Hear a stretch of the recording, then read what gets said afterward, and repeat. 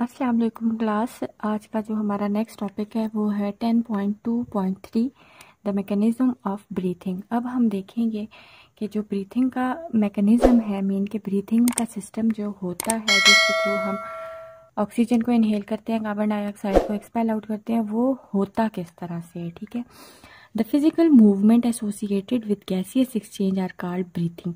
कि physical movement, हमें पता है कि जो ब्रीथिंग है वो फिजिकल मूवमेंट होती है। ठीक है, फिजिकल मूवमेंट के साथ जो गैसेस की एक्सचेंज एसोसिएट है, ठीक है, उसको ब्रीथिंग कहते हैं। There are two phases of breathing. Breathing के दो फेजेस होते हैं, एक इनहेलेशन और दूसरी एक्सहेलेशन।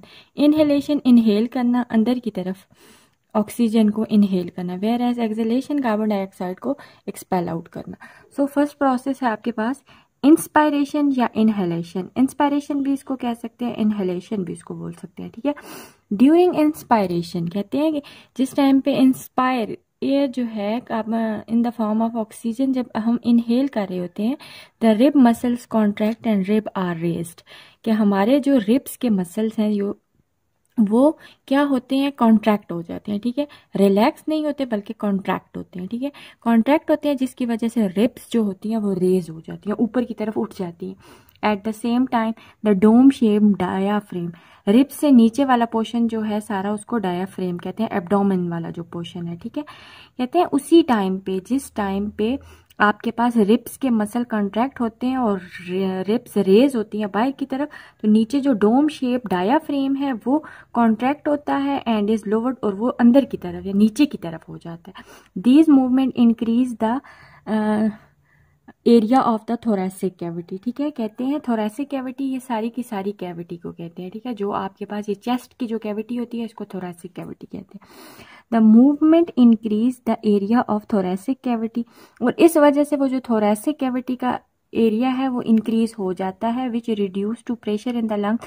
और जाहिर बात है लंग्स में प्रेशर कम होता है जिसकी वजह से as the result lungs expand, और लंग्स जो है एकदम से फूलते हैं। ठीक है, and the air pressure within them also decrease, और अंदर जो उनका प्रेशर होता है हवा का वो कम होता है। ठीक है, the air from outside rushes into the lungs to equalise the pressure on the both side.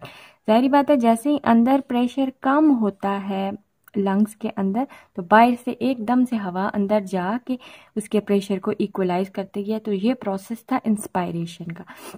Next है जब अब हवा लंग्स के अंदर पहुंच गई, ठीक है, अब वहां पे गैसेस की एक्सचेंज होने के बाद कार्बन डाइऑक्साइड ने और बाकी जो गैसेस आपकी बॉडी के अंदर गई हैं जो कि बॉडी को नहीं चाहिए, लाइक नाइट्रोजन है, और इसी के साथ कोई और गैस अगर गई है अंदर जो बॉडी की नीड नहीं है जिसकी, अब उसको उसने एक्सपायर करना है। ठीक है, एक्सपायरेशन या एक्सहेलेशन दोनों सेम मीनिंग है।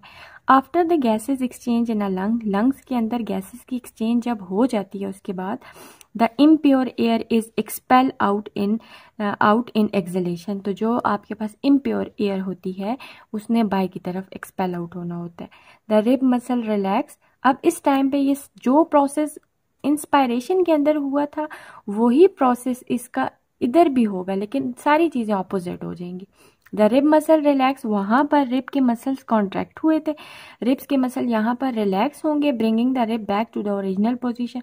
वहां पे रिब्स जो थी रेज हुई थी, लेकिन यहाँ पर रिब्स के मसल ने जैसे ही वो रिलैक्स होंगे और आपके पास रिब्स दोबारा से अपनी ओरिजिनल पोजीशन में बैक चली जाएंगी। जबकि द डायाफ्रेम मसल्स आल्सो रिलैक्स, और यहाँ पर डायाफ्रेम के जो मसल्स हैं वो भी रिलैक्स होंगे जबकि ऊपर उन्होंने कंट्रैक्ट होना था। And it get its raise dome shape, और वो दोबारा से अपनी ओरिजिनल पोजीशन में बाहर की तरफ निकल आएगा। डोम शेप मीन बाहर की तरफ निकला हुआ पोर्शन है ना ये एब्डोमेन वाला। This reduce the space in the chest cavity, जिसकी वजह से चेस्ट कैविटी के अंदर प्रेशर जो है रिड्यूस हो जाता है। Increase the pressure on a lung, और लंग्स के अंदर अब प्रेशर कम जो है वो ज्यादा हो गया। अब अंदर प्रेशर ज्यादा हुआ है, बाहर प्रेशर कम है, सो अंदर से प्रेशर हवा की फॉर्म में बाहर निकल के इक्वल करेगा इंटरनल और एक्सटर्नल एनवायरनमेंट को।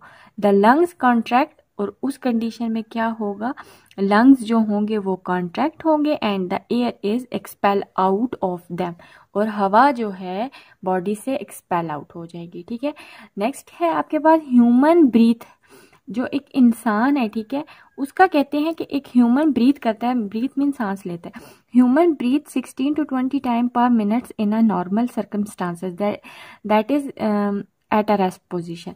मतलब जब एक बंदा रेस्ट की हालत में है, उस टाइम पे वो कोई काम नहीं कर रहा, कोई एक्सरसाइज नहीं कर रहा, उस टाइम पे उसकी जो ब्रीथिंग का जो रेट है वो है आपके पास 1 मिनट के अंदर वो 16 से 20 टाइम वो जो है हवा को जो है वो ब्रीथ करेगा। The rate of breathing is control by respiratory centre in the brain. ये सारा का सारा जो प्रोसेस है इसको कंट्रोल जो कर रहा है, कंट्रोल करने वाला जो सेंटर है वो ब्रेन है, ठीक है। The respiratory centre is sensitive to contraction of carbon dioxide in the blood. और ये जो रेस्पिरेटरी सिस्टम है हमारा, ये बड़ा सेंसिटिव है। कार्बन डाइऑक्साइड की कंसंट्रेशन अब ब्लड में कितनी है उसके अकॉर्डिंग ये जो है सेंसिटिव है, ठीक है। अगर कार्बन डाइऑक्साइड की अमाउंट ब्लड के अंदर ज़्यादा हो जाएगी तो उस टाइम पे प्रॉपर ब्रीथिंग का सिस्टम नहीं हो सकेगा। व्हेन वी डू एक्सरसाइज, कहते हैं जब हम एक्सरसाइज कर रहे होते हैं, और सम हार्ड जॉब या कोई भी सख्त काम कर रहे होते हैं, और muscle cells carry out cellular respiration at greater rate, उस टाइम पे हमारी बॉडी के अंदर सेलुलर रेस्पिरेशन हो रही होती है। सेलुलर रेस्पिरेशन मीन एटीपी की प्रोडक्शन हो रही होती है, ठीक है। एटीपी की प्रोडक्शन हो रही होती है उस टाइम पे।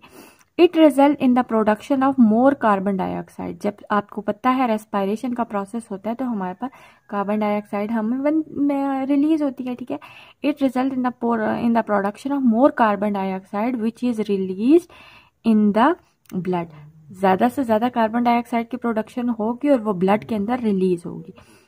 अब ब्लड के अंदर कार्बन डाइऑक्साइड की जो अमाउंट है वो ज़्यादा होगी। अब दैट्स वाई हमारी बॉडी की को नीड है कि वो ज़्यादा से ज़्यादा उसको एक्सपायर करके बाहर की तरफ निकाले, ठीक है। This greater than the normal concentration of carbon dioxide. कहते हैं कि अब जिस टाइम आप एक्सरसाइज कर रहे होते हो उस टाइम पे कार्बन डाइऑक्साइड की अमाउंट ज़्यादा बॉडी में बन रही होती है as compare to normal rate, ठीक है। नॉर्मल रेट पे कार्बन डाइऑक्साइड की कंसंट्रेशन कम होती है, जिसकी वजह से स्टिमुलेट करना मीन एक्टिव करना। Carbon dioxide stimulates the respiratory centre of brain.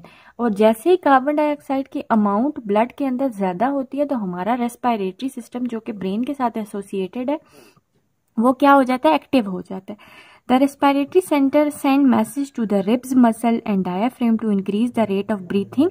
और जैसे ही कार्बन डाइऑक्साइड की अमाउंट ज़्यादा होने की वजह से ब्रेन को मैसेज मिलता है कि अब कार्बन डाइऑक्साइड की अमाउंट ज़्यादा हो गई है, तो उसके रिजल्ट में क्या होता है, ब्रेन मैसेज देता है रिब्स के मसल्स को और डायाफ्रेम को कि वो अपना जो ब्रीथिंग का रेट है उसको इंक्रीज करे, so that the excess carbon dioxide present in the blood can be removed out of the body. जिसकी वजह से जैसे ही ब्रीथिंग का सिस्टम ज़्यादा होगा, हमारी बॉडी ब्रीथिंग ज़्यादा करेगी और ज़्यादा से ज़्यादा कार्बन डाइऑक्साइड बॉडी से एक्सपेल आउट हो जाएगी।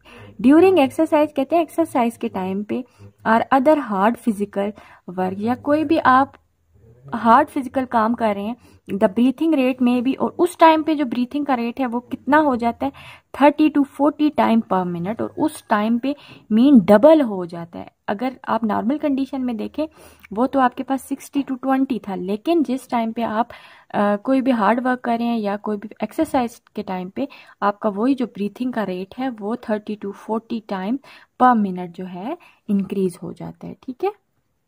इसी के साथ आगे नेक्स्ट पेज पे आपके पास ये एक टेबल उन्होंने बताया है जिसमें वो कंपैरिजन बता रहे हैं between inspired and expired air.